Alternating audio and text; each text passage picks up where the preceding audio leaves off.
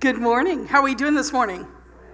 You know, I'm very impressed. If I was at a true medical conference, everybody'd still be in bed at this time of day. So well done, all of you, for being up, around, and about and looking bright and chipper and giving us all good feedback already. I have been known to talk fast. I teach graduate school too, and my students say I talk fast, so I will try not to talk too fast here for you all. But we're really excited to be here and to be a part of this program. I'm happy to welcome virtually Anand, who's going to be there. There's Anand. Anand's going to be joining us and giving a great overview of our programs and what we have to offer in AI, as really setting the stage for a great conversation. So towards the end, I'm going to get back up here too and hopefully have a good conversation with you all. Ask some questions, get you involved, see what your concerns are, and also get a sense of what you're hoped for. Because I think that as we all are learning, and the reason we're all here is to learn what's the future bringing to WM and to all of you. So we're very pleased to be here. Anand, do you want to say a couple things before I start on our slides? Yeah, really excited to be here and excited for the dialogue.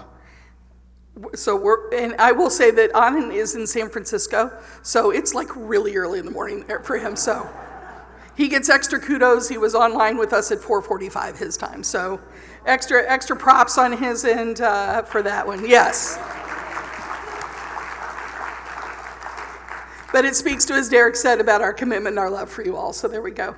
And Anand's going to be advancing the slides from his end, just to make it a little bit easier to make sure we're coordinating. So why are we talking about this today? Why does this matter to you all? Why did IWMF ask us to come present on this? It's because of our charming personalities, I'm sure, but really, it's because this is a topic that resonates with a lot of people. I've had the honor of being an oncology social worker for over 36 years. Yes, I'm older than dirt. And, you know, in this time, I've worked with thousands and thousands of patients and families, and, you know, I learned that really what's on their mind and what's continued to evolve are things like technology and AI, and where do you get trusted information? We know you go to IWMF for trusted information, so do we. We know that's where you go and looking for what's real, what's valid. But we also know that, you know, blood cancer is evolving rapidly, as the doctors and presenters have been sharing with you already. We know that. And patients like yourselves or caregivers, you're facing a lot of complex information and decisions. We heard sometimes the words they use, you know, I need them to sort of bring it down a level. We get it. I think Anand's actually going to speak to that in part of his presentation. We get it. We hear you. But how do we help you make sense of that? In AI, artificial intelligence, it can help navigate resources. It can help navigate decisions. But one thing that we want to stress all throughout this presentation is that AI is a support tool. It's there to help you. It's not meant to take the place of you and your conversations with your doctors and your treatment teams. That's what's important, that relationship. But hopefully we're going to talk a lot about making you the CEO of your healthcare today. And how can you help create those informed decision opportunities, asking the right questions, having the doctors ask you the right questions so you can make those decisions together. So that's going to be a central theme I think you'll hear through this. Okay, Anand, do you want to move us on one? So what we're going to explore today are patients as CEO of your care. You're in charge. You know, I've often used the word you're the team captain or the quarterback, but I like CEO of your care. We're looking to how do we reframe the patient, and when I say patient, I also include caregivers, because I think everybody in this room would agree that nobody could do this without their support system, right? Caregivers are vital. So we are blessed to have you in this room, and I know there's a lot of you. I've met a lot of you, and that's fabulous. So we're really shifting and reframing. What does that role look like? How do we do what's called consumer-centered healthcare? Anand's going to go over that a little bit. And what that really means is, what are your personal goals? What's important to you? What is impactful for your quality of life? What are you trying to do to coordinate your care across your providers? So you're asking informed and confident questions. You're confident in what do you want to know about. You're being mindful and intentional. And those conversations are critical in you making the decision with your provider on what the best treatment is for you. you. Understanding a little bit more about how AI informs and explains medical information, because there's a lot of complex information out there, as we all know. How many of you have been told by somebody on your healthcare team, don't go to Dr. Google? I hear that, yeah, okay. I hear that all the time. So where can you go? What should you be looking for if you are going online? How do you understand and know what's reliable, what's accurate? So we're going to talk a little bit about practical ways that you can use it, where to go, where to trust, and then how can we support your treatment decisions, again, what ultimately is between you and your doctor and your provider. How can we support that? So we want to help you understand the shifts, understand the realities that's out there, and then go forth and be that consumer CEO of your healthcare. So with that, I'm going to, I believe, turn it over to Anand to tell you a little bit more about what we're doing with AI within BeOne, as well as get the conversation started. So I'll be popping back and forth, and we can ask some questions. Just for technology, so you know, I may be repeating your questions, so Anand can hear them over the Zoom. So don't be surprised if you hear me repeat what you just said. I'm not really losing my mind. Okay, are you ready? You excited? You awake? All right, I like it. Okay, Anand, I'm going to turn it over to you, my friend. Thank you, Lisa, and good morning to everyone. I think Lisa really set up really well. The patient is the CEO of their care. And I think what this means in a few ways is this idea that how do we think about moving the conversation in healthcare from a monologue, which is usually how most conversations start, you're hearing information from others, to a dialogue. And when it becomes a dialogue, it suddenly becomes a shared decision between the patient, your family member, and the physician. And how we convene that, we think, is going to really change and accelerate more than it's ever has in healthcare with the age of AI and the ability to use these tools to become more informed about your disease, how it impacts other diseases, how you can facilitate those conversations with family members, and how you could really start to be more engaged and active in the discussions with your physicians to impact how you're treated and the disease course that you wish to have.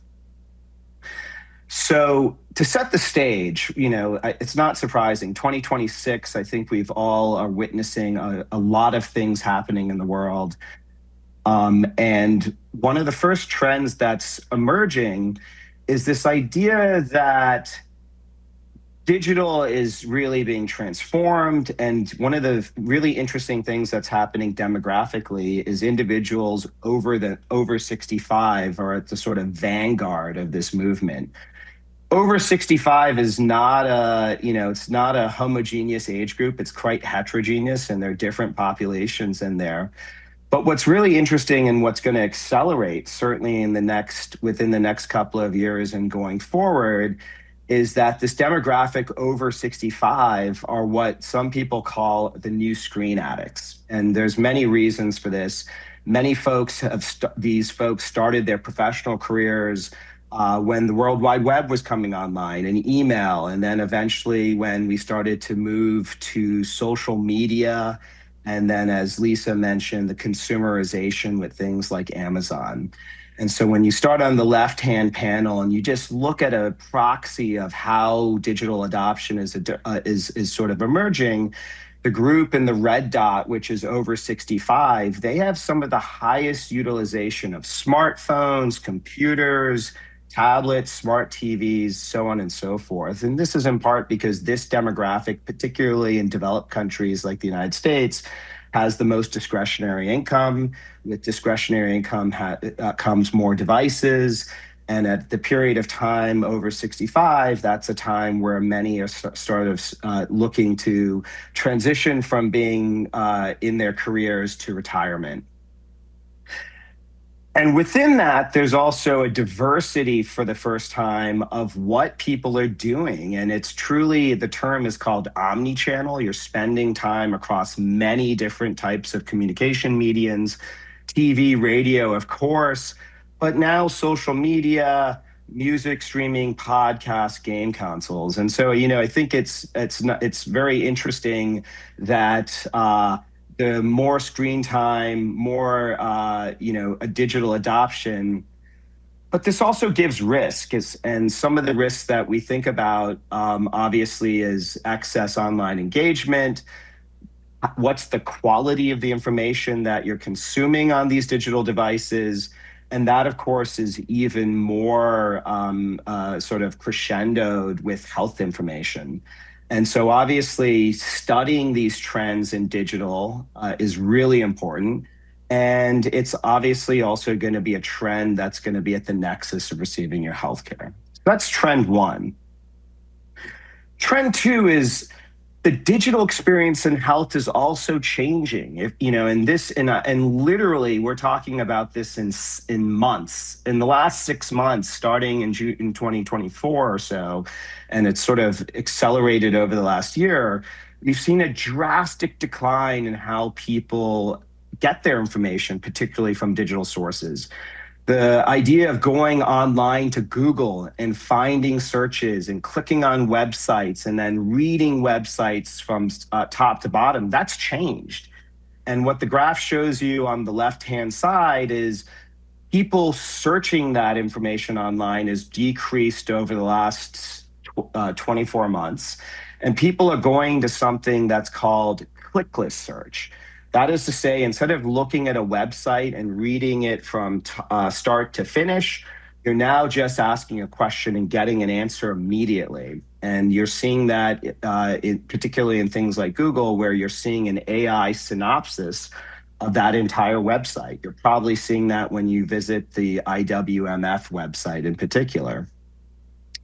And so that is accelerating. And the reason it's accelerating is because in the sort of era of AI, we've moved to a period called generative AI, which essentially allows you to take that synopsis, but then it also nudges you to information that you think is going to be more relevant in your search. And so that is to say, not only is search decreasing, but the way that you're seeing information is changing. It's being summarized for you. And you're not necessarily seeing in the totality of it.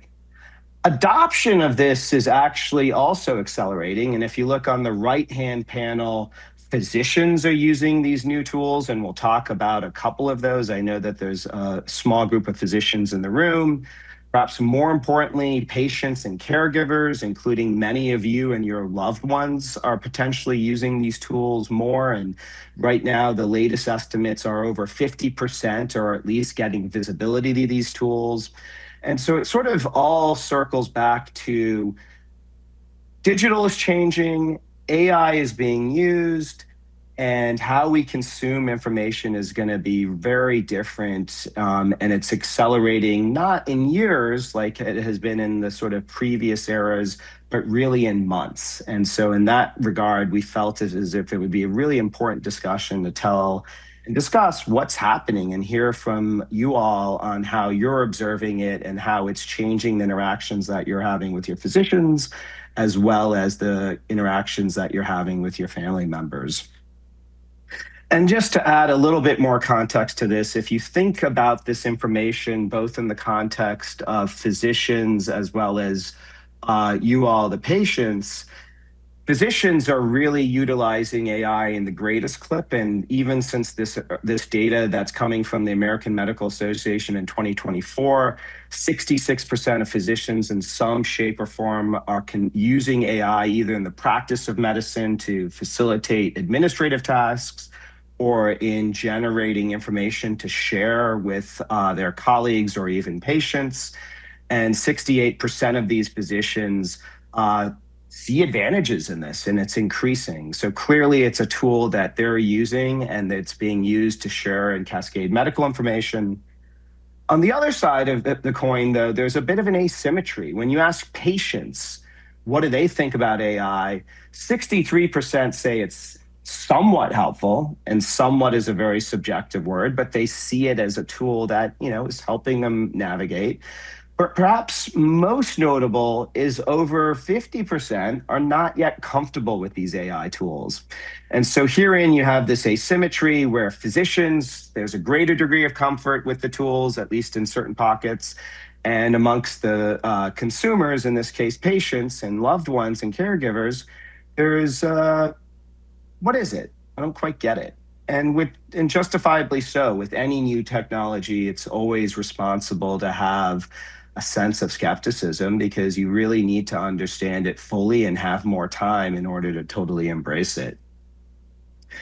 And then the last point that we should just bring up is, in general, health literacy. No matter these new tools that we have, at best, 1 out of 10 Americans, you know, possesses health literacy, whatever that term means. But I think it really implies that there's so much information out there and it requires so much effort to really consume it and understand it.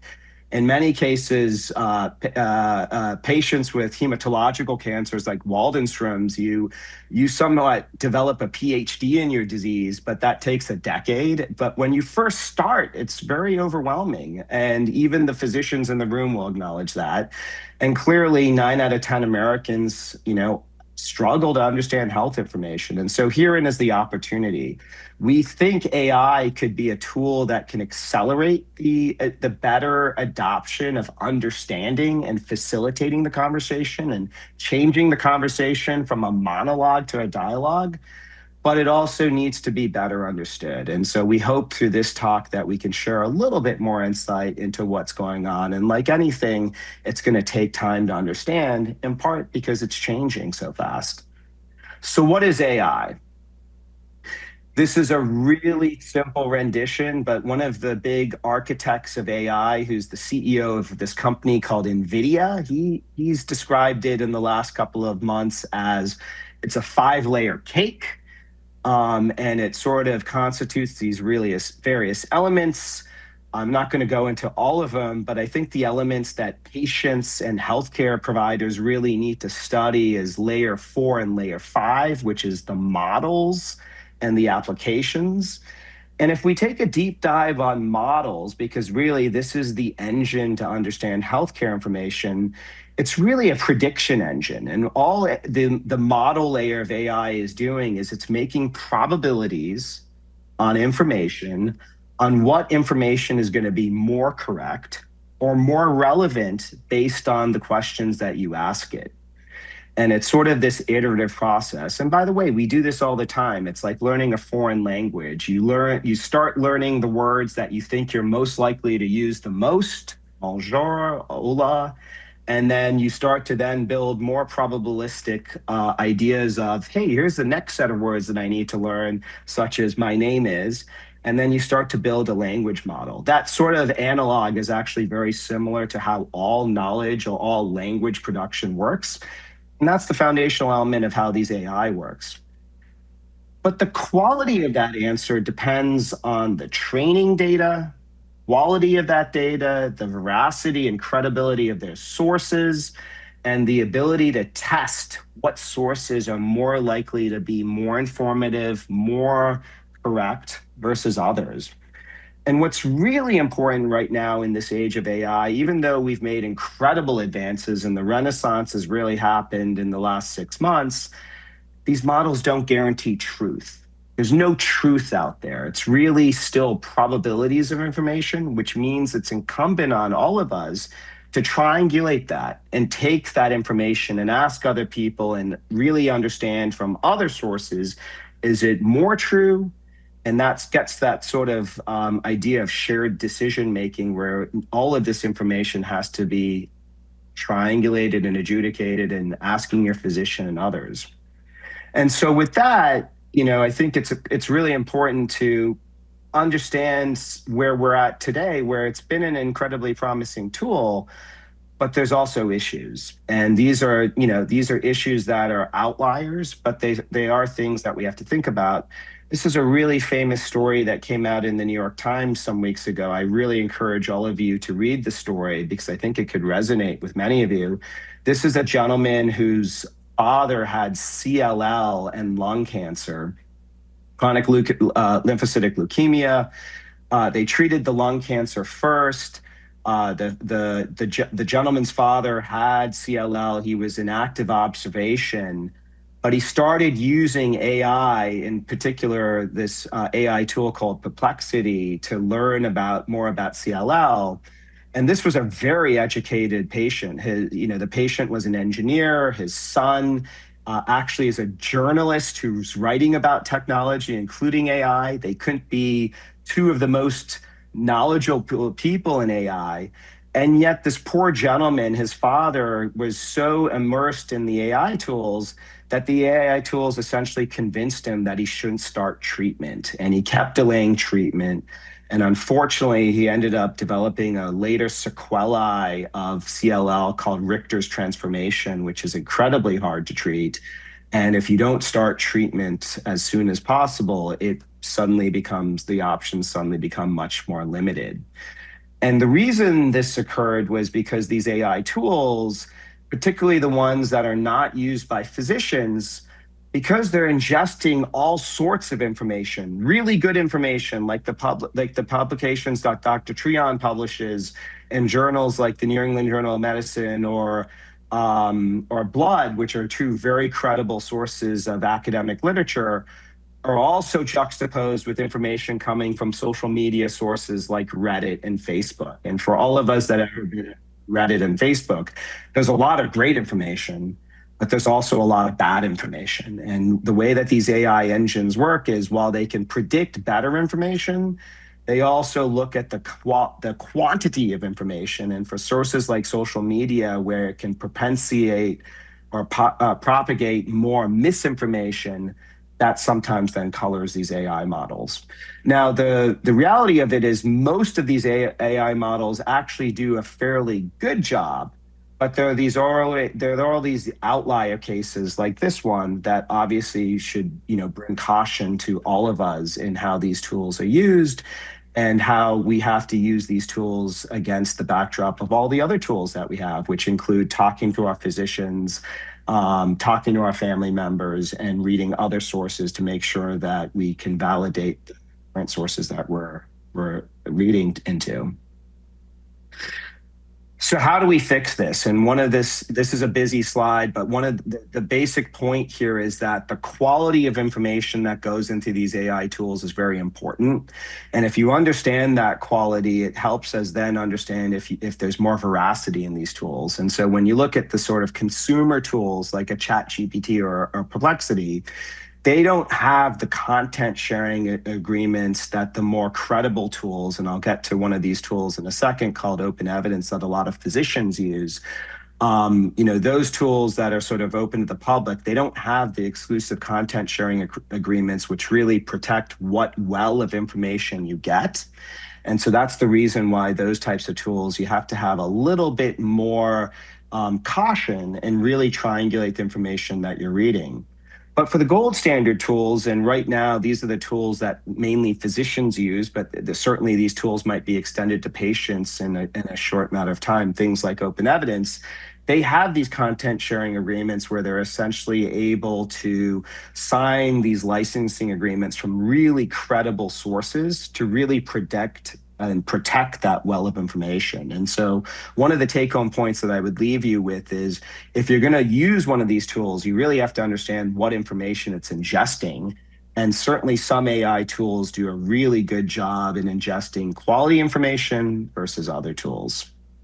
And so when we sort of break this out, and it's really helpful for all of us to understand the different tools that different people different constituencies are using, the tool that a lot of physicians are using at the moment is something called Open Evidence.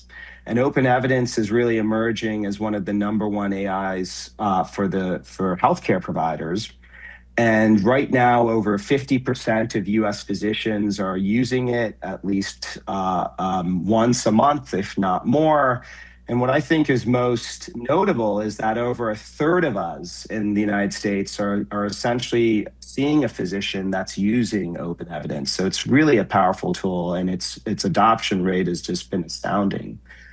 Part of the reason why open evidence is such an excellent tool is going back to that original point I made earlier, which is the quality of evidence that is used to build its model is predicated on these exclusive content sharing agreements that they have with really gold standard information, including academic journals like the New England Journal of Medicine and the Journal of the American Medical Association, JAMA, NCCN, the National Comprehensive Cancer Network, which is the gold standard guidelines, including for Waldenstroms that people use, and a meta-analysis or meta-network publication called Cochrane, which really synthesizes all of this information across many different academic journals.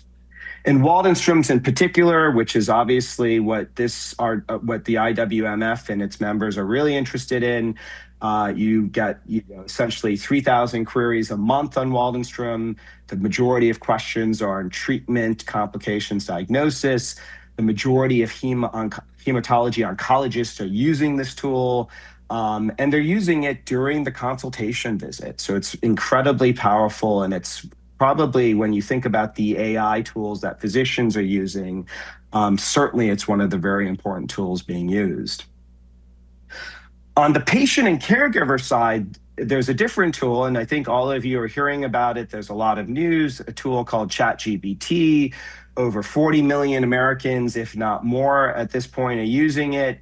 The questions, I think, in some ways are very similar to open evidence. You're really trying to understand more about your condition, understanding the medical terms, understanding the treatment options.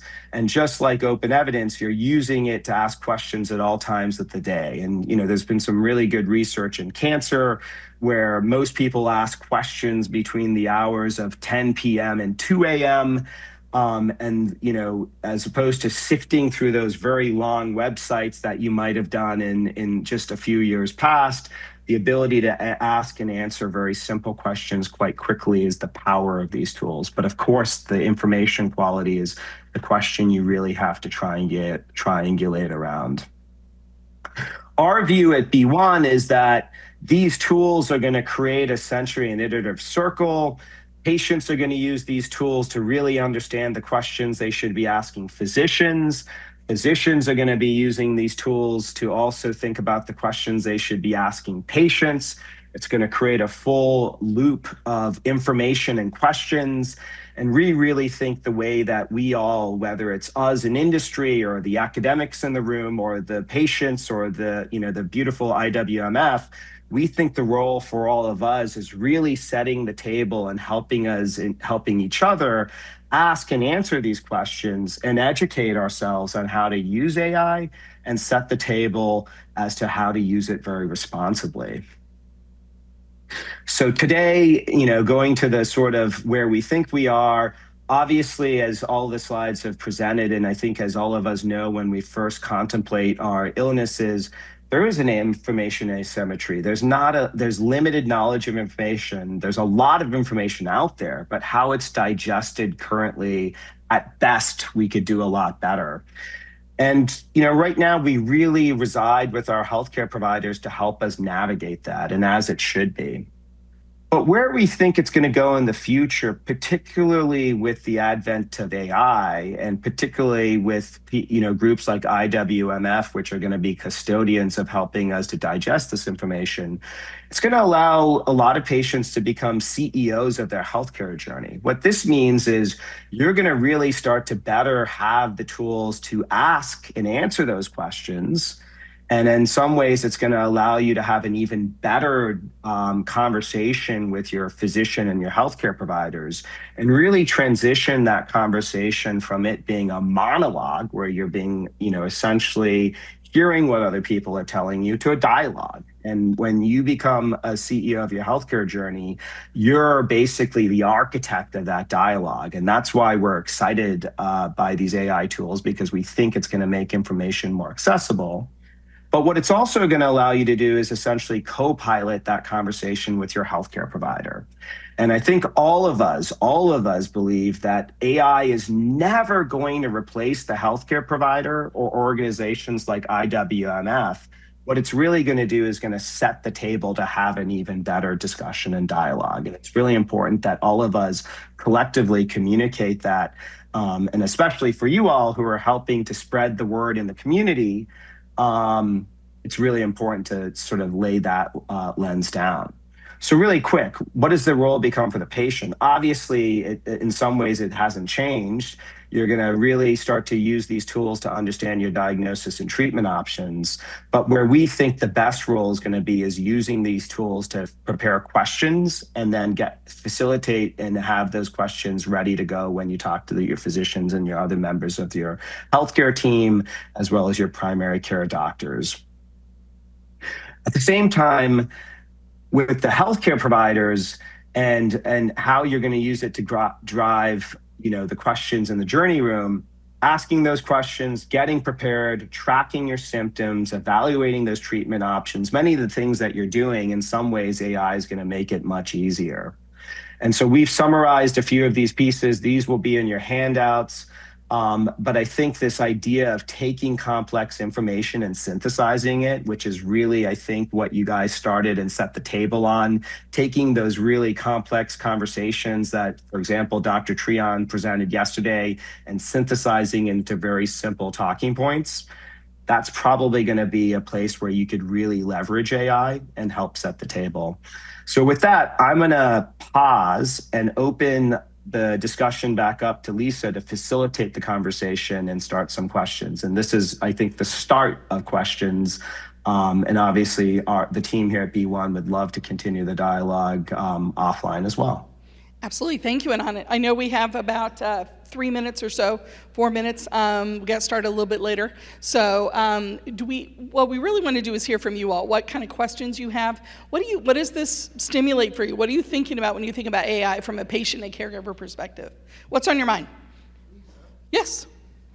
When do you think open evidence would be a tool open to us? I noticed that they just mentioned that in the near future. I think everybody here would much rather have open evidence than ChatGPT. So any idea? That's a great question. Anand, do you have some thoughts on that? When we think it might be available? We're actually working on a project with open evidence to really pioneer the tool for hematological cancer, including Waldenstrom's. And so I think there's an incredible opportunity for us to partner with groups like IWMF to build the well of information and really change the discourse from having that complex medical literature to figuring out the information that's really relevant to patients and how to present that information. When? They're asking Anand, do you have a sense of when that could be? Do we have any kind of timelines? I know within BeOne we have some projects going, but can you pull out your magic ball and give us a sense of when you think it might be available? Weeks and months. Weeks and months. Not years. Okay, that's a good thing. I like that. Okay, so we're not talking 5 years. We're talking soon, relatively soon. I would hope not. I think we need to move as fast as possible. Absolutely, absolutely. Great question. Thank you, Paul. Yes, the young lady in the back. That's you. Yes, you're a young lady, honey.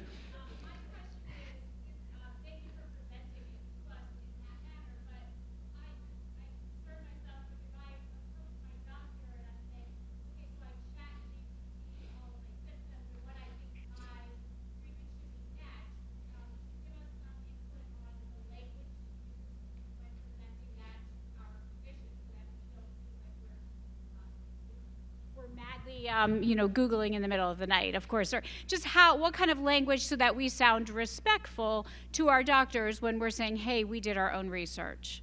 So basically, Anand, what she's asking is how can you have that conversation? What is the language? And I'll say one little thing and then I'll let Anand jump in. A lot of what I encourage patients when I talk with them is just simple words such as, can you help me understand what this means? I've heard of this. Or can you help me understand what this might mean in my case? Or I don't understand this. usually if it's an understanding type conversation, those are received well. I think where sometimes people, can go down a different kind of path is when it's, I want this because I read it on Facebook. And unfortunately, we still hear that a lot. So I think it's more of a conversation starter. I heard this, I've read this, I researched this. Is there any validity? Does this apply to me? Because again, this is between you and your doctor ultimately. You guys know you the best. So Anand, do you want to add to that? Do you have any other thoughts on that? I think you nailed it. And please forgive me, there's an echo, so I might be sounding a little robotic, but I agree totally with Lisa. It's like anything. I think, the tone and the intent, I think a lot of times when physicians and other healthcare workers hear from very educated and curious individuals with disease and their caregivers, that's exciting because physicians love to educate folks on their engagement, and they want to help facilitate that knowledge base. And patients taking the time and caregivers taking the time to learn about their disease, that's so amazing and rewarding, and that's why the consultation becomes quite magical. But I think to Lisa's point, creating an environment where you can also just acknowledge that it's a conversation, it's a dialogue, and it's not a monologue. I read this on ChatGPT and you're wrong, obviously is not the best way to build a conversation and build a shared trust. And so I think with Lisa, I totally agree. You have to sort of present it as, I read about this, could you tell me a little bit more about this? And sort of represent it as a sort of open-ended question filled with curiosity. I think this just goes back to what we highlighted earlier. This is about you being the CEO of your care. And you have a right to ask questions, but you also, you want to listen. You want to make this a shared decision, a shared informative. Paul, can I take one more question before you kick me off the stage? Or we let one more? Okay, Paul's going to let me have one more. Make it quick or Paul's going to kick me off. Thank you. Is it on? As I understand it, AI is not really AI based on those signs over there. It's data mining with coming up with probabilities of what the answer is. So if I ask ChatGPT or Open Evidence, how much is 2 plus 2, it could come back and say 4 with 100% probability of being right. Now, when you start asking questions that are a little bit more complex, how do we know what that probability is of that answer being correct? That's a great question. Anand, do you want to tackle this real quick? Keep in mind, I'm the one going to get the hook. Yeah, that's a really great question. And I love how you nailed it. And the probability of 2 plus 2 equals 4 is 100%. I think the vignette that a lot of people like to use is that I need to get my car washed. Should I drive or walk to the car wash? And every AI agent says you should walk because it's closer. But of course, how are you then going to get your car washed if you're walking? And so that's like one of those things where these very smart AIs can't figure it out. But I think the probability of what the correct answer could be, remember, probabilities, even for something like open evidence, which is the gold standard, which is drawing on the best scientific literature, is not 100%.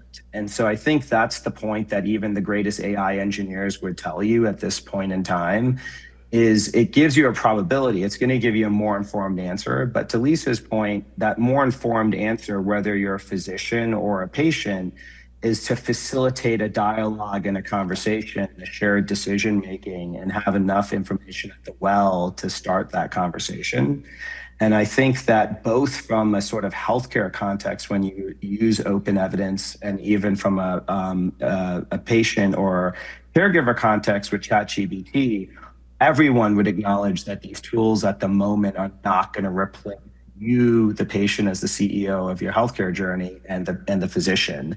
And quite frankly, it's never going to be replaced. I think what the real renaissance that's going to occur is we're going to look back on this in the next 5 years and go from a 12% health literacy rate to hopefully a 30% or a 40%. And so again, these tools are really used to help you access information, but they're not absolute tools on 100% quality of information. And so that's why you need to have that conversation. You need to have that dialogue. Thanks, Anand. Well, before I get kicked off, thank you. We appreciate everything you do here. We appreciate IWMF, and be looking for some exciting things to come for BeOne on our Navigator program, which Anand is leading, starting with CLL, moving to WM. So there's going to be some exciting things around AI coming from us. But most importantly, we're about community. And you all give us hope every day. You're the reason we come to work. So thank you for letting us be part of your community and be part of this conference. And we wish you everything well and wonderful, and appreciate you being great partners. So thank you.